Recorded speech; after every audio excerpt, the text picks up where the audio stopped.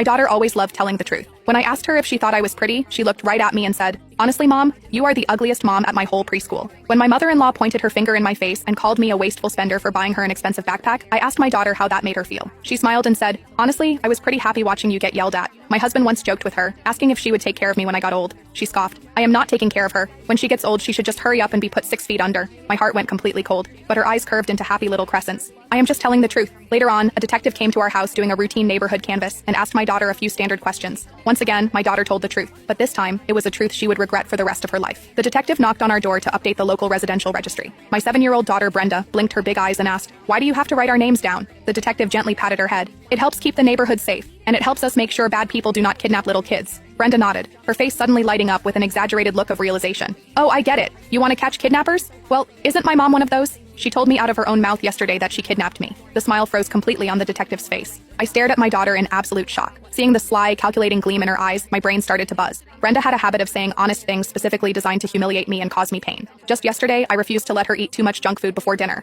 She threw a fit, calling me an evil mother and screaming that she didn't want to be my daughter anymore. I was exhausted and furious, so I snapped back, "You're right, you aren't my daughter. I kidnapped you." At the time, she argued back saying she didn't believe me. I never imagined she would take a sarcastic comment she didn't even believe, package it as the truth, and feed it directly to a police officer. The detective was already looking at me with a completely different expression. I forced out a dry, awkward laugh. She was misbehaving yesterday and I lost my temper. It was just a stupid joke. I didn't think she would take it literally. The detective's brow relaxed slightly. He turned to Brenda. "Little girl, you can't joke about things like that. If your mom gets mistaken for a kidnapper, she could go to jail." Seeing Brenda nod, the knot in my chest finally loosened. I thought the ordeal was over. But a second later, Brenda looked up with an expression of pure, innocent sincerity. "But my mom can't have babies. If I wasn't kidnapped, where did I come from?" The scrutiny and suspicion instantly returned to the detective's eyes. I panicked and quickly tried to explain. "I had an IUD put in right after she was born. When kids hear about birth control, they misunderstand what can't have babies means." I tugged on Brenda's sleeve, silently begging her to stop talking. She refused to listen. "Mom couldn't have babies right after she got married, but I am already 7 years old." I had no idea how a 7-year-old girl possessed the mental capacity to connect those dots. But when you thought about what she was implying, it was impossible not to jump to horrible conclusions. My husband and I had been married for 6 years. I had an IUD for those exact 6 years. So how could we possibly have a 7-year-old daughter?